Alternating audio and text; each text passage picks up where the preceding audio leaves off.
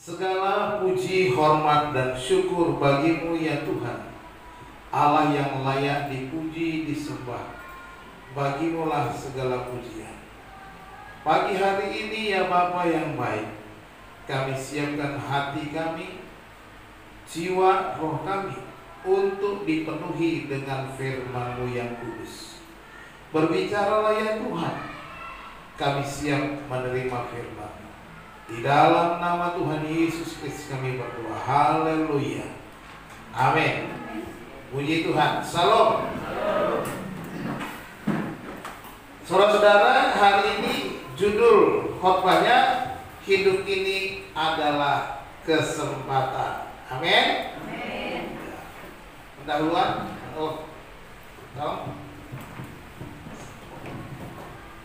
Pakai pointer aja.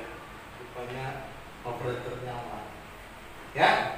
Lagunya kita kan udah biasa ya. Saya mau satu baris itu berkata, jangan sia-siakan waktu yang Tuhan beri. Hidup ini hanya sementara. Jangan sia-siakan waktu yang Tuhan beri. Hidup ini hanya sementara. Jadi kita harus ingat bahwa hidup kita di dunia ini cuma sementara. Ada istilah orang Jawa bilang cuma mampir ngombe.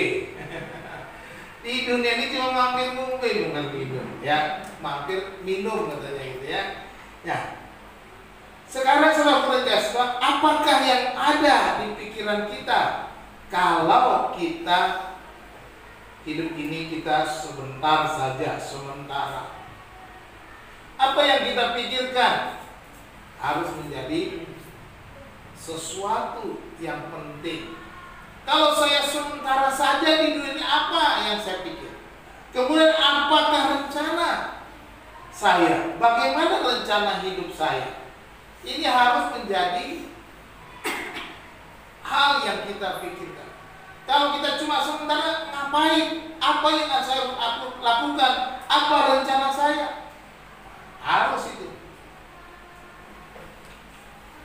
Ada seorang pendeta hamba Tuhan di Amerika, Rick Warren namanya. Dia menulis buku judulnya The Purpose Driven Life. Ya, kalau diterjemahkan hidup yang diarahkan oleh tujuan. Saya lupa bawa bukunya. Padahal kemarin itu saya mau rencana mau bawa, saya siapkan. Ya. Bagaimana supaya setiap orang itu benar-benar menggunakan kesempatan dalam hidupnya dan menggunakan waktu yang ada sehingga hidupnya diarahkan oleh tujuan-tujuan yang benar sesuai dengan standar firman Tuhan, sesuai dengan firman Allah, sesuai dengan Alkitab. Ya. Nah, firman Tuhan mengingatkan kita agar hidup kita menjadi berkat, ya kan? Hidup kita menjadi berkat. Bila saatnya nanti ku tak berdaya lagi, hidup ini sudah jadi berkat. Jadi jangan sampai saudara nanti itu nggak berdaya baru mau. Tapi sementara, karena hidup kita sementara, kita harus usaha supaya jadi berkat. Ketika kita nggak berdaya, sudah jadi berkat. Kalau sudah nggak berdaya, nggak bisa jadi berkat lagi. Jadi mulailah. Kalau Tuhan kasih kita kesempatan, Tuhan kasih kita kekuatan, Tuhan kasih kita waktu, Tuhan kasih kita kesehatan, lakukan sesuatu untuk jadi berkat. Nah, kita akan belajar bagaimana hidup menggunakan kesempatan dari kitab Efesus pasal 5 ayat 15 sampai 21. Saudara-saudara mungkin mengikuti renungan satelit saat teduh 5 menit. Saya sudah bahas Efesus pasal 1 sudah sampai pasal 4, ya kan? Sampai pasal 4 ayat berapa terakhir? Ayo. 15 sampai 22. Yang terakhir Ayat 16. Ayat 16. Judulnya apa? The right man on the right place. Ya kan? 17-nya besok tayang, 17 sampai 20. Tapi kita lompat hari ini Efesus 5 ayat 15 sampai 21. Judulnya hidup ini adalah kesempatan. Saya baca Efesus 5 15 21 bunyinya demikian.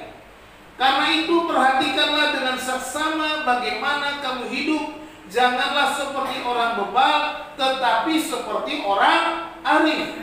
Dan pergunakanlah waktu yang ada, karena hari-hari ini adalah jahat. Sebab itu janganlah kamu bodoh, tetapi usahakanlah supaya kamu mengerti kehendak Tuhan. Ayat 18. Dan janganlah kamu mabuk oleh anggur, karena anggur menimbulkan hawa nafsu, tetapi hendaklah kamu penuh dengan roh.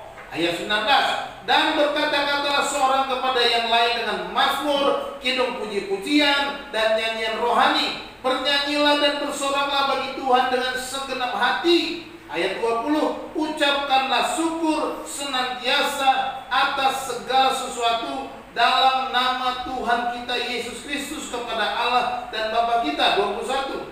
Dan rendahkanlah dirimu seorang kepada yang lain dalam takut akan Tuhan. Amin. Ayat 16 bilang, pergunakanlah waktu yang ada, karena hari-hari ini adalah jahat. Pergunakanlah waktu yang ada, karena hari-hari ini kan ada banyak tantangan. Itu artinya kalau kita tidak menggunakan waktu kita, kesempatan kita yang kita sudah diberikan Tuhan, maka kita bisa kalah. Karena hari-hari ini jahat, artinya ada tantangan dalam setiap hidup kita. Ada selalu cobaan yang akan kita hadapi. Ada pergumulan-pergumulan yang akan kita hadapi di dalam perjalanan hidup kita. Maka kita pergunakanlah waktu yang ada. Hidup ini adalah kesempatan. Amin. Yang pertama, ya, bagaimana menggunakan hidup dalam hikmat. Ayat 15 sampai 3. Kita harus hidup dalam hikmat atau dengan hikmat. Ayat 15 sampai 17 dikatakan, jangan berhidup dan seperti orang bebal, tetapi seperti orang arif. Orang arif, wise man, berhikmat, ya, orang yang berhikmat. Hiduplah sebagai orang yang wise, berhikmat, ya, jangan bodoh. Ayat 17. Janganlah kamu bodoh, tetapi usahakanlah supaya kamu mengerti kehendak Tuhan. Ya. Nah, perhatikan di sini dalam ayat ini kan ada kata dimulai dengan perhatikanlah dengan saksama. Wah, itu dikatakan. Perhatikanlah dengan saksama. Ini kan, kalau kita mau hidup berhikmat, kita harus saksama. Ya. Artinya bagaimana kita betul-betul memperhatikan hidup kita. Bagaimana kita sungguh-sungguh memperhatikan cara hidup kita. Bagaimana kita betul-betul memperhatikan langkah-langkah kita, rencana-rencana kita, tujuan-tujuan hidup kita. Kalau kita tidak perhatikan dengan saksama, artinya kita harus berhati-hati melangkah. Perhati. Artinya ini suatu perhatian yang benar-benar kita betul-betul fokuskan pada hidup kita supaya berarti bagi Tuhan. Makanya perhatikanlah dengan seksama. Kalau seperti iklan itu mungkin orang Manado bilang ingat, katanya. Nah itu orang Manado bilang gitu. Ingat baik-baik, perhatikan baik-baik, perhatikan dengan seksama. Benar-benar perhatikan hidupmu dengan betul-betul dengan sungguh-sungguh. Itu artinya perhatikan dengan seksama. Ya. Tuhan dikatakan jangan seperti orang bebal. Bagaimana kalau jangan seperti orang bebal, tetapi seperti orang arif. Jangan jadi orang bebal, tetapi seperti orang arif. Jadi di sini dikontras antara orang bebal dengan orang arif, orang bebal dengan orang berhikmat. Orang bebal itu artinya orang yang sudah tahu salah tapi tetap berbuat salah. Nah itu. Sudah tahu celaka, dia jalan terus menuju celaka. Itulah orang bebal. Contoh aja yang gampang zaman sekarang, zaman pandemi ini. Udah jelas-jelas ada pandemi.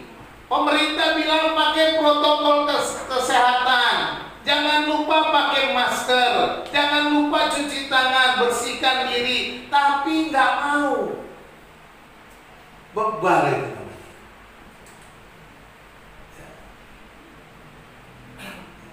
Jadi harus kita disediakan vaksin gratis. Nggak mau. Wah, saya bisa lawan. Bebal namanya. Sudah tahu ada celaka di depan, dia jalan terus. Sudah tahu itu jurang, dia jalan aja, dia mati. Tadi pagi sempat saya lihat satu video. Anak-anak remaja bermain-main iseng-isengan. Iseng-isengan di sebuah kolam renang. Temennya diputar-putar sampai putar-putar lama, ada sekitar 5 menitan. Diputar-putar begitu gak tua. Terus kemudian diceburkan ke dalam kolam. Semua ketawa, oh, lu udah gelap. Tapi mereka tunggu-tunggu. Temennya nggak nongol-nongol. Ditunggu, lu sama muncul, oh, akhirnya cari, nggak ketemu. Itu namanya bebal. Udah tahu itu nggak mungkin dilakukan, itu bisa celaka, bisa. Jangankan diceburkan ke air, orang diputar-putar suruh diri aja orang udah puyeng. Ini masukkan ke air. Itulah perbuatan orang bodoh yang paling bodoh. Itu bebal. Jadi udah tahu itu celaka, tapi dilakukan. Maka dikatakan jangan seperti orang bebal, tetapi seperti orang arif, orang yang bijak, orang yang berhikmat, orang yang wise. Dikatakan jangan bodoh. Perhatikan dengan sesama, jangan seperti orang bebal, tapi seperti orang arif. Dan jangan bodoh. Dan juga dikatakan usahakanlah mengerti kehendak Tuhan. Ya. Perhatikan, usahakanlah mengerti kehendak Tuhan. Perhatikan di sini ada kata kerja. Usahakan. Jadi untuk mengerti kehendak Tuhan, untuk bisa berhikmat, engkau harus mengusahakannya mengerti kehendak Tuhan. Kita nggak bisa mengerti kehendak Tuhan kalau kita nggak pernah berusaha. Kita nggak bisa mengerti kehendak Tuhan kalau kita tidak pernah membaca firman-Nya. Usaha mengerti kehendak Tuhan adalah dengan cara yang pertama membaca firman Tuhan, mendengarkan renungan, mendengarkan firman Tuhan. Inilah cara kita supaya kita mengerti kehendak Tuhan. Kalau kita malas baca Alkitab, malas dengar firman Tuhan, malas dengar renungan, maka kita tidak akan mengerti kehendak Tuhan. Maka seringkali banyak orang Kristen gagal di dalam hidupnya untuk menjadi berkat. Karena apa? Karena dia tidak mengerti, dia tidak mau berusaha. Ini dikatakan usahakan, bukan hanya berdiam diri, bukan hanya sekedar ikut-ikutan, tapi kita harus berusaha. Menjadi orang yang berhikmat, kita harus berusaha mengerti kehendak Tuhan.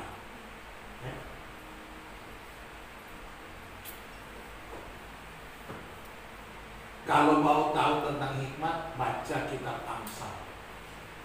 Di sana banyak sekali ayat-ayat tentang hikmat. Kalau perlu malam ini saudara pulang ke rumah, nanti baca kitab Amsal supaya saudara punya hikmat. Jadi Amsal 3 ayat 13 bilang, berbahagialah orang yang mendapat hikmat, orang yang memperoleh kepandaian.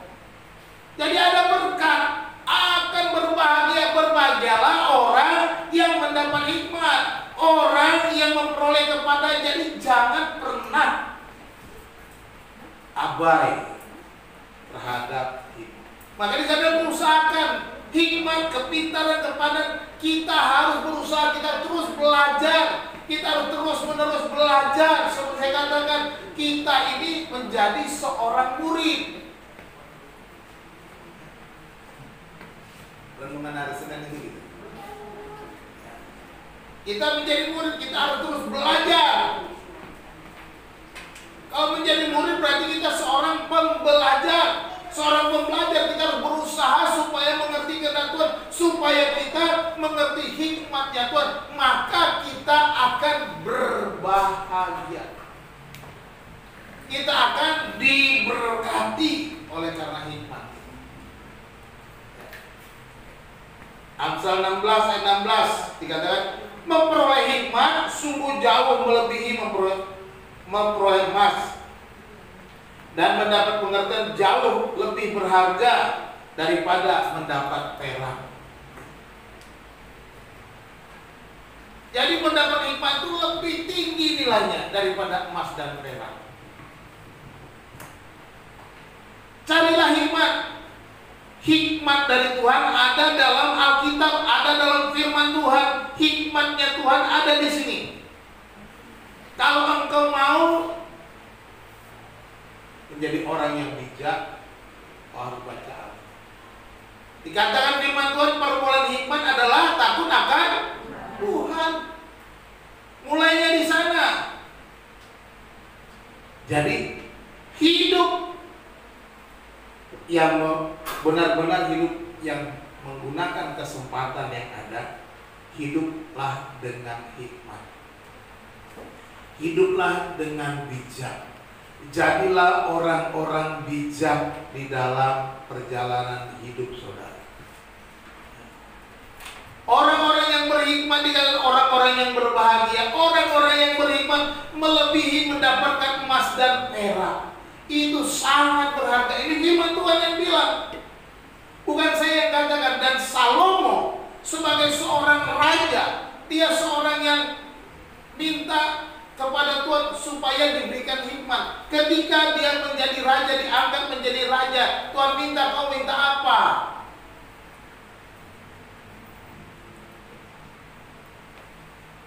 Dia bilang, aku tidak minta kekayaan, berikan aku hikmat supaya aku bisa memimpin, memerintah bangsa ini. Tapi Tuhan bilang, oke, aku beri kamu hikmat dan juga aku beri kamu kekayaan. Wow, dia dapat double portion. Luar biasa.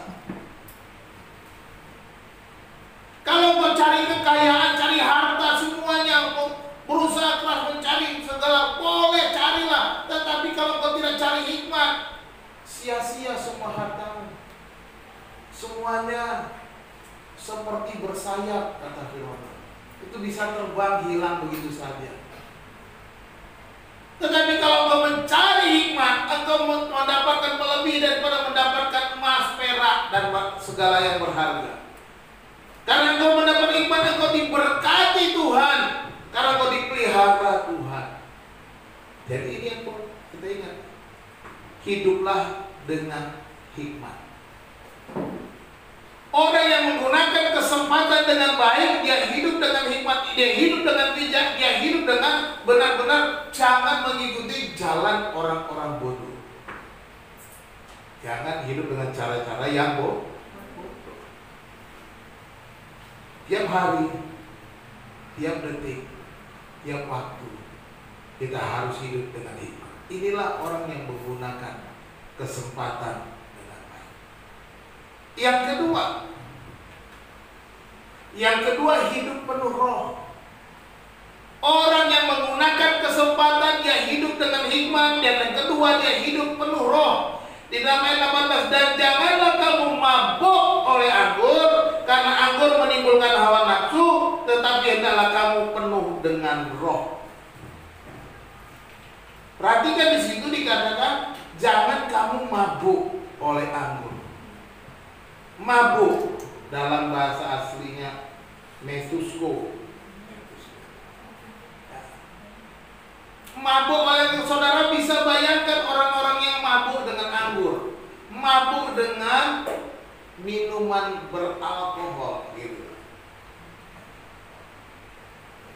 Di sini artinya orang itu dikuasai oleh mabuknya. Orang yang mabuk oleh anggur, orang itu pasti dikuasai, nggak bisa mengendalikan diri. Orang yang mabuk oleh anggur tidak berpikir jernih.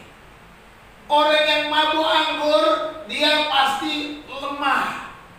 Ya. Walaupun kelihatannya dia berani. Nah,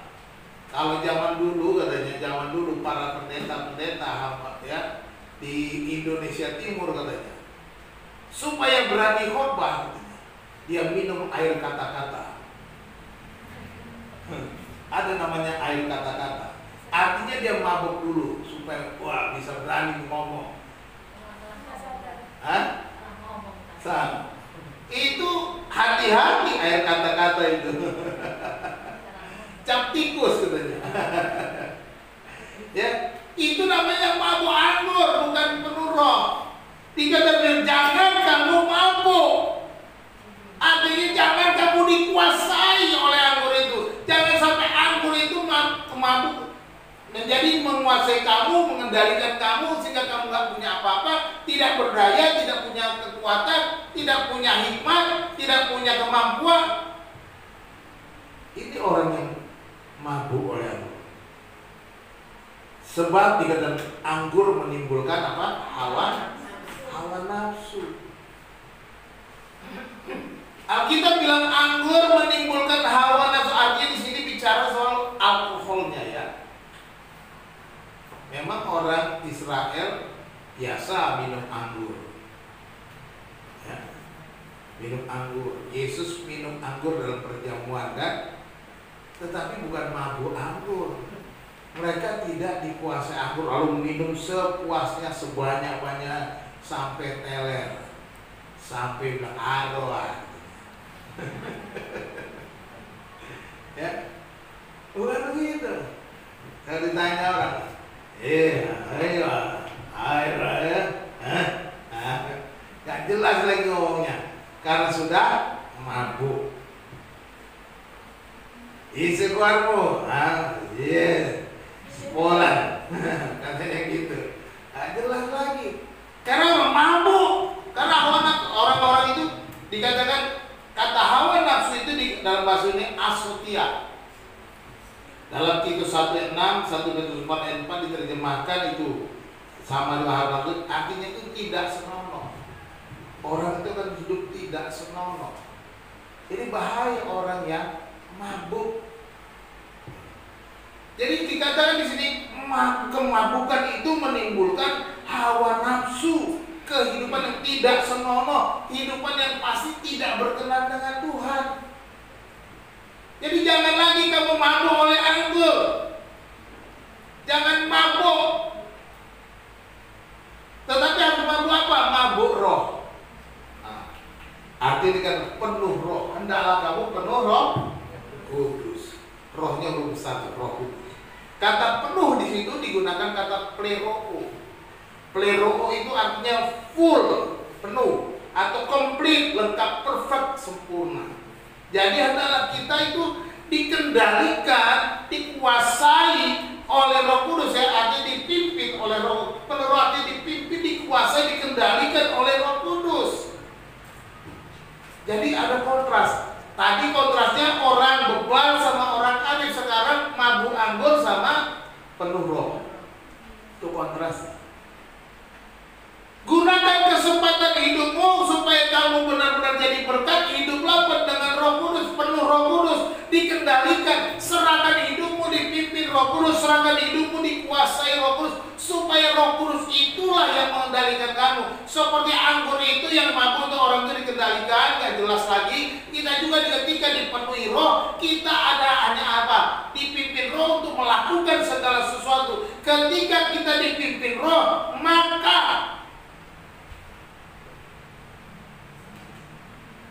kita akan menghasilkan buah roh. Kasih, sukacita, damai sejahtera, kesabaran, kemurahan, kebaikan, kesetiaan, kelemah lembutan, dan penguasaan. Inilah produknya. Ketika kita dipenuhi roh, produknya adalah kasih, sukacita, haleluya, ya. Damai sejahtera, wow, ini kita paling butuh. Percuma kalau punya segala-galanya kalau nggak ada damai sejahtera. Kesabaran, kemurahan, kebaikan, kesetiaan, kelemah lembutan, dan penguasaan. Produknya ada. Inilah orang-orang yang hidupnya penuh roh, akan dipimpin oleh roh, menghasilkan buah roh. Ya. Buah roh. Menarik di situ. Galatia pasal 5 ayat 22-23 itu digunakan, tetapi buah roh adalah, bukan buah-buah roh. Ya, catat baik-baik. Artinya ini buah cuma satu, buah roh. Tetapi buah roh itu punya 9 rasa. Nano-nanonya 9 rasa. 9. Satu buah tapi dengan 9 rasa: kasih, sukacita, damai sejahtera, kesabaran, kemurahan, kebaikan, kesetiaan, kelemah lembutan, penguasaan diri. Ya. Digunakan dalam bentuk tunggal buah roh, tapi di dalamnya ada 9 macam. Nah, ini unik. Makanya harus, sebagai orang percaya kita harus hidup penuh roh. Kalau kita mau gunakan kesempatan, serahkan dirimu dipimpin roh. Bukan mimpin diri sendiri, bukan mengikuti hawa nafsu, bukan mengikuti keinginan daging, bukan malah mengikuti keinginan anggur, mabuk oleh anggur. Jadi hidup penuh roh. Ini yang kedua. Orang-orang yang menggunakan kesempatan hidupnya untuk menjadi berkat adalah orang-orang yang hidup penuh roh. Hidup penuh artinya kita itu dipenuhi, di-fully oleh roh. Kita hidup itu full, kehidupan kita full, hanya ada roh. Roh Allah. Nah, kalau roh Allah yang penuh di dalam kita, maka dia yang kendalikan, maka dia yang menguasai, maka akan menimbulkan kasih, sukacita, damai sejahtera, kebaikan, kemurahan, kesabaran, penguasaan. Semua itu akan muncul karena apa? Ada buah, ada roh yang penuh di dalam kita.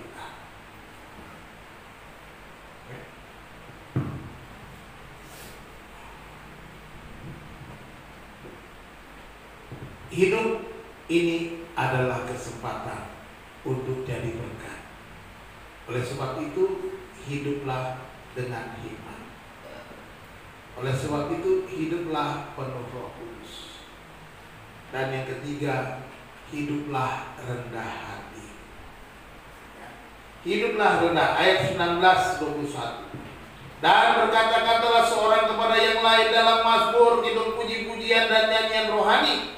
Bernyanyilah dan bersoraklah bagi Tuhan dengan segenap hati. Ucaplah syukur senantiasa atas segala sesuatu dalam nama Tuhan kita Yesus Kristus kepada Allah dan Bapa kita. Dan rendahkanlah dirimu seorang kepada yang lain di dalam takut akan Kristus. Sekarang kita lihat di sini. Orang yang rendah hati itu seperti apa? Hidup rendah hati. Orang yang rendah hati itu kata-katanya pujian bagi Tuhan. Maka dikatakan, berkata-katalah seorang pada yang lain dalam puji-pujian, dalam mazmur, kidung, pujian, nyanyian rohani. Bernyanyi dan bersoraklah bagi Tuhan. Orang-orang yang rendah hati dapat memuji Tuhan. Orang-orang yang rendah hati dapat menaikkan pujian syukur kepada Tuhan. Orang-orang yang tinggi hati gak bisa, gak akan melakukan itu. Tetapi orang-orang yang rendah hati, dia pasti dia menaikkan puji-pujian bagi kata-kata pujian bagi Tuhan. Lalu dia mengucap syukur di dalam segala sesuatu. Berkatakan, ucaplah syukur senantiasa atas segala sesuatu. Karena dia rendah hati, dia bisa mengucap syukur senantiasa. Dikatakan, ucaplah syukur senantiasa, ya, senantiasa. Artinya tidak ada waktu untuk tidak bersyukur. Hidup ini adalah kesempatan. Dia selalu bersyukur, senantiasa bersyukur. Karena apa? Hidup ini kesempatan untuk bersyukur. Hidup ini untuk kesempatan untuk merendahkan diri satu dengan yang lain. Dia bersyukur. Bersyukur walau disakiti. Wah, gimana tuh Pak?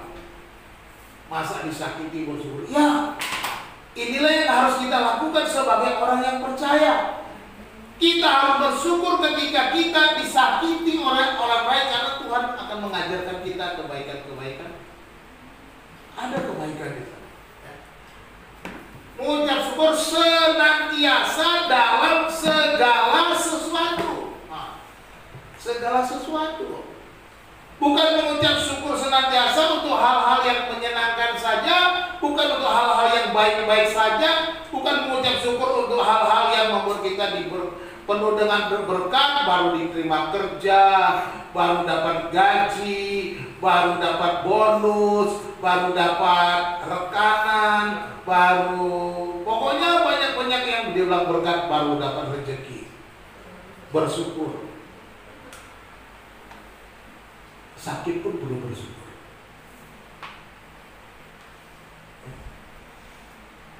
Susah pun perlu bersyukur. Sulit pun perlu bersyukur. Bersyukur. Kenapa? Di sana kita belajar merendahkan diri, menjadi rendah hati. Kalau kita nggak merendahkan diri, kita nggak bisa bersyukur. Kita tahunya mengeluh, menyalahkan orang, menyalahkan Tuhan. Tuhan, saya kan orangnya rajin kerja. Tuhan kan saya bayar perpuluhan. Tuhan kan saya rajin sumbang gereja. Tuhan kan saya aktif di gereja. Kok saya begini? Nggak bersyukur. Karena dia rendah hati. Tuhan, terima kasih. Aku belajar bahwa Tuhan memelihara hidupku dalam kesulitan saya. Aku belajar bahwa aku memerlukan Engkau. Ya. Ketika kita sulit, ketika kita sakit, kita belajar apa? Kita perlu Tuhan. Ada saat-saatnya Tuhan mengizinkan kesulitan-kesulitan datang supaya kita merendahkan diri di hadapan Tuhan, menyerahkan hidup kita sepenuhnya dalam tangan Tuhan. Orang-orang yang belajar merendahkan diri, rendah hati, dia pasti bersyukur.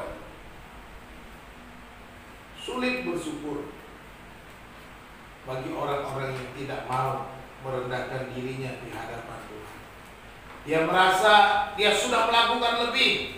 Dia merasa dia sudah berjuang. Dia merasa sudah berkorban. Nggak perlu.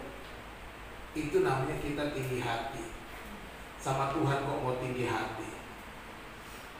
Tuhan, saya kan sudah rajin ke gereja. Tuhan sudah lakukan lebih dari itu buat kita. Dia mati di kayu salib. Dia berkorban untuk saudara. Dia mengampuni saudara. Dia menerima saudara apa adanya. Lebih daripada apa yang saudara sudah lakukan. Jadi nggak usah kita merasa lebih tinggi dari Tuhan, lalu kita protes sama Tuhan. Jadi orang-orang yang rendah hati atau orang-orang senantiasa bersyukur di dalam segala sesuatu. Merendahkan diri seorang kepada yang lain di dalam takut akan kesingkatan ayat yang ke-21. Dan rendahkanlah dirimu seorang kepada yang lain di dalam takut akan Kristus. Satu dengan yang lain, kita harus saling merendahkan diri, saling menghargai, saling menghormati, saling meninggikan. Bukan meninggikan diri, tapi menghargai orang lain. Di dalam takut akan Kristus.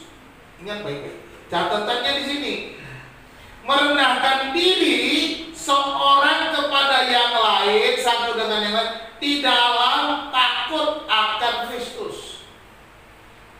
Bukan merendahkan diri untuk cari muka. Ya. Ada kan orang-orang yang merendahkan diri untuk cari muka. Nggak boleh. Ketika kita merendahkan diri, kita bukan mencari keuntungan, tetapi dalam takut akan supaya orang itu baik, ya saya baik. Supaya orang itu, bukan itu. Kita merendahkan diri karena takut akan Tuhan. Bukan untuk mendapatkan balasan orang itu mau baik, mau jahat, mau apa segala macam buat kita. Pokoknya saya mau merendahkan diri dalam takut akan Tuhan. Wajib. Jangan cari keuntungan. Dimanapun posisi kita, ketika kita bekerja di kantor, kita baik kepada, hormat kepada pimpinan, hormat kepada teman sekerja. Bukan supaya dia baik, supaya bos kita melihat kita, tetapi karena kita takut akan Tuhan. Dan Tuhan akan menggerakkan bos kita, Tuhan akan menggerakkan rekan-rekan kerja kita untuk melihat itu, dan dia menilai kita sebagai orang yang rendah hati, bukan orang yang cari muka. Akan kelihatan kok orang cari muka dengan orang yang rendah hati beneran. Nanti pasti ketahuan. Orang-orang cari muka itu di depan-depan, nanti ketahuan di belakangnya. Nah, itu berbahaya. Orang-orang yang rendah hati, yang takut akan Tuhan, dia akan sama baik di depan maupun di belakang. Dia tidak akan berbeda atau menyakiti orang lain di belakang. Dia merendahkan diri dalam takut akan Tuhan. Amin, Pedi. Oh, amin. Dia lagi berdoa, Pedi. Panjang doa. Begitu dia. Ya. Jadi ini yang harus kita ingat. Kita merendahkan diri dalam takut akan Kristus, bukan untuk keuntungan pribadi. Kalau kita mencari keuntungan pribadi, Tuhan akan membalasnya. Ya sudah, nanti kamu akan dapat yang sesuai dengan kamu mau. Amsal 18 ayat 12 bilang, tinggi hati mendahului kehancuran, tetapi kerendahan hati mendahului kehormatan. Jadi kalau kita benar-benar merendahkan hati kita dalam takut akan Tuhan, maka kita akan mendapat kehormatan. Tuhan akan meninggikan orang-orang yang rendah, kata firman Tuhan. Ada waktunya kita akan diangkat, kita akan ditinggikan. Ada waktunya kita akan dimuliakan kalau kita sungguh-sungguh merendahkan diri kita di hadapan Tuhan, dalam takut akan Tuhan. Jadi bukan untuk kita mencari-cari atau untuk supaya nampak, supaya kita diangkat-angkat. Nah, jangan cari supaya diangkat, nanti pasti diangkat kalau kita dengan tulus. Amsal 22 ayat 4, ganjaran kerendahan hati dan takut akan Tuhan adalah apa? Haleluya. Ini janji firman Tuhan. Ganjaran upah kerendahan hati dan takut akan Tuhan adalah kekayaan, kehormatan, kehidupan. Hamauraon, hagabeon, hasanapon. Itu yang dicari orang Batak. Agapun, hamuram, agapun, hasanapun, idodilulina dewa. Itu dicari orang-orang Batak. Hamuram, hasanapun, hagabeon, ini dicari nih. Dicari dengan segala macam. Tetapi firman Tuhan, kalau kamu mau cari ini, kamu harus rendah hati dan takut akan Tuhan. Jangan cari di mana-mana. Alkitab sudah ajar. Pengen kaya, pengen kehormatan, pengen kehidupan yang baik, hiduplah rendah hati dan takut akan Tuhan. Ini firman Tuhan, bukan firman Ferdinand. Saya tulis. Saudara boleh baca Amsal 22 ayat 4 di Alkitab saudara kalau nggak percaya. Nah. Dan sekarang pegang ini baik-baik. Kalau saudara ingin diberkati Tuhan dengan kekayaan kehormatan, pegang ini baik-baik. Hiduplah rendah hati dan takut akan Tuhan. Cuma itu kuncinya. Rendah hati dan takut akan Tuhan. Kalau perlu saudara terus berdoa dan hiduplah rendah hati dan takut akan Tuhan. Ini pasti diberkati. Ini janji Tuhan. Ini akan terjadi kalau kita benar-benar hidup rendah hati. Jadi gunakan hidupmu, kesempatan hidupmu dengan sebaik-baiknya selama masih ada kesempatan. Pergunakanlah waktu yang ada sebab hari-hari ini jahat, kata firman Tuhan. Gunakan kesempatan ini untuk hidup rendah hati dan takut akan Tuhan. Dan Tuhan pasti memelihara, Tuhan pasti menyediakan, Tuhan pasti menggenapi janji-janjinya. Gunakanlah sisa hidup untuk rendah hati dalam hubungan dengan sesama dan penyembahan kepada Tuhan. Ini telepon sesama. Kalau komputer gitu, terhadap sesama ditulisnya sisir. Ya. Jadi gunakan sekarang waktu kita, sisa hidup kita tetap rendah dan dalam penyembahan kepada Tuhan. Ya. Jangan lupa itu. Dengan demikian kita akan menjadi berkat. Ya. Kalau kita boleh diberkati Tuhan dapat ganjaran ini bukan untuk kita, ya, ingat dulu. Ini untuk jadi berkat. Kan saudara ingin jadi berkat. Jangan cuma saudara maunya diberkati. Jangan cuma berdoa, Tuhan berkatilah hidupku, Tuhan berkatilah anak-anakku, Tuhan berikanlah rezekiku. Jangan cuma itu. Berdoalah kepada Tuhan, Tuhan jadikanlah aku berkat, Tuhan jadikanlah aku saluran berkat-Mu, Tuhan jadikan aku memberkati teman-temanku, tetanggaku, saudaraku, keluargaku. Doanya begitu. Nah, kalau saudara diminta doa supaya jadi berkat, pasti Tuhan berkati dulu, baru saudara salurkan. Mengalami. Tapi kalau saudara cuma mikirin diri sendiri, berkati, buat apaan? Nggak ada guna. Tuhan bilang, ngapain gue berkatin kamu? Orang buat kamu sendiri, cukup segitu aja. Tapi kalau saudara mau menjadi berkat, mengalir terus berkat Tuhan. Karena apa? Disalurkan terus, diwalir, jadi berkat terus, jadi berkat terus, jadi berkat terus. Di sana kuncinya. Jangan pada waktu makan cuma bisa berdoa, Tuhan terima kasih atas berkat-Mu pada hari ini makanan kami. Ya kan, kita biasa gitu kan. Terus apa? Kiranya Engkau memberkati juga orang-orang di sana dengan berkat yang sama dengan kami. Wow, bagus sih doanya ya. Tapi suruh artinya apa? Suruh Tuhan aja, bukan saya yang disuruh. Enak banget kita. Kali-kali kita jangan berdoa, Tuhan berikan saya kesempatan supaya saya bisa berbagi berkat yang sama kepada orang lain di luar sana. Harusnya begitu. Jadi jangan cuma suruh Tuhan yang berkati orang di sana, kita makan enak-enak. Kebanyakan kita doa gitu kan. Kita berdoa supaya Tuhan yang pelihara orang di luar sana, tapi kita puas dengan diri kita. Nah, boleh. Kita harus berdoa supaya kita juga menjadi berkat bagi orang di luar sana. Jadi gunakan waktu yang ada dengan baik dalam penyembahan kepada Tuhan. Apa yang kau lakukan, setiap tindak tandukmu sebagai penyembahan kepada Tuhan. Lakukan segala sesuatu seperti untuk Tuhan.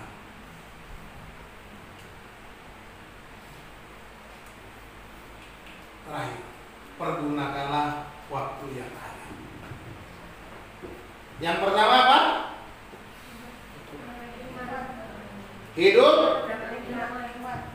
Hiduplah dengan hikmat. Jadi dihafalin, nanti malam kemudian nanya loh. Hiduplah dengan hikmat. Ya. Bijaklah dalam hidup di masa kini, pilihlah pergaulan yang benar dan baik untuk melawan kebodohan dan kebebalan. Ini perlu. Pilih pergaulan yang sehat, pergaulan yang benar. Ya, firman Tuhan juga ajarkan itu. Pergaulan yang baik, pergaulan yang sehat akan menghasilkan hidup yang baik juga. Kalau hidupmu bergaul dengan orang-orang yang tidak sehat, orang-orang bodoh, orang-orang bebal, maka kamu akan jadi bebal. Seperti cerita yang saya bilang video tadi pagi, saya baru nonton video kebetulan tadi pagi sebelum saya berangkat ke sini. Perbuatan orang-orang yang paling bodoh, bergaul dengan orang bodoh, begitu jadi bodoh, melakukan hal-hal bodoh. Ya, jadi mari kita pilih pergaulan yang benar. Carilah komunitas yang benar. Komunitas pergaulan yang benar ya di mana ya? Di rumah Tuhan. Pergaulan persekutuan anak-anak Tuhan itu menjadi penting. Baru kemudian keluar untuk jadi berkat. Kalau engkau sudah tidak punya persekutuan dengan anak-anak Tuhan, kamu keluar itu pasti kamu yang dipengaruhi. Tetapi karena persekutuan kau bisa membawa orang-orang yang bodoh itu ke dalam persekutuanmu yang kuat Tuhan. Nah kalau kamu nggak bisa, belum punya kekuatan, kamu keluar, kamu ikut. Satu contoh, ini pedi lagi contohnya. Satu contoh yang begitu. Dia kan begitu datang ke sini kan, tapi dia baru aja. Tapi ketika dia pulang ke rumahnya, dia cari teman-temannya yang lama, yang hura-hura, yang suka jalan-jalan, ngetrek, dia kumpul, ya udah ikut lagi ngetrek. Wow, di rumah pulang kampung cuma ngetrek. Dia bilang jangan begitu. Kamu pulang kampung harus tunjukkan hidupmu berubah. Kamu anak Tuhan. Jadi berkat, kesaksian. Ketika kamu beritahukan Injil kepada teman-temanmu, bukan malah ngikut. Seperti itu. Jadi perlu pergaulan yang benar. Ya. Yang kedua apa? Hidup penuh roh. Hiduplah penuh roh, serahkanlah hidupmu dipimpin dan dikuasai roh setiap hari untuk dapat melawan semua kejahatan dan kekerasan hidup di dunia ini. Nah, pergunakanlah waktu yang ada sebab hari-hari ini adalah jahat. Kalau engkau tidak penuh roh, kamu gagal, kamu kalah. Karena apa? Jahatnya dunia ini berat. Maka tadi, di pedi tadi, jahatnya dunia ini membuat dia terpengaruh. Balik lagi gitu ya. Jangan begitu. Jahat, dunia ini ngajak yang jahat gampang. Jadi kita harus penuh roh. Serahkan diri dipimpin roh supaya apa? Supaya kita bisa bilang, oh ini salah. Saya nggak mau ikut. Ya. Jadi hiduplah penuh roh supaya kita bisa mengalahkan kejahatan. Dengan kekuatan kita sendiri kita nggak bisa mengalahkan kejahatan. Kenapa? Karena kedagingan kita ini sudah lemah, sudah maunya bikin yang jahat. Lebih gampang kita bikin dosa daripada bikin yang baik, betul nggak? Kalau diajak berbuat dosa gampang, tapi buat baik susah. Supaya bisa berbuat baik bagaimana? Penuh roh, itu aja. Roh Kudus yang mengendalikan, maka kita pasti bisa berbuat baik. Jadi hiduplah penuh roh. Yang ketiga, hiduplah apa? Rendah hati. Hiduplah rendah hati. Merendahkan diri di bawah kuasa Tuhan, menolong kita menjadi berkat satu dengan yang lain. Amin. Hidup ini adalah kesempatan. Bila saatnya nanti ku tak berdaya lagi, hidup ini sudah jadi berkat. Kalau kita menggunakan kesempatan yang ada dengan baik, dengan hidup rendah hati satu dengan yang lain di bawah kuasa Tuhan. Firman Tuhan bilang apa? Rendahkanlah dirimu di bawah tangan Tuhan yang kuat. 1 Petrus. Maka dia akan memberikan kita kemenangan melawan musuh-musuh kita. Ya. Kita bisa menjadi berkat ketika Tuhan menguasai hidup kita. Kita bisa menjadi berkat ketika kita rendah hati. Orang-orang yang rendah hati ada ganjarannya. Ganjaran yang diberkati Tuhan luar biasa. Saudara-saudara yang dikasihi Tuhan, gunakanlah kesempatan setiap hari. Mulai hari ini, jangan tunggu tua. Mulai dari sekarang, inilah kesempatan untuk jadi berkat. Tuhan Yesus memberkati saudara. Kita berdoa. Bapa di dalam surga, terima kasih kami boleh bersama-sama membaca, merenungkan firman Tuhan. Kami bersyukur kami boleh diingatkan kembali agar kami menggunakan kesempatan dengan baik.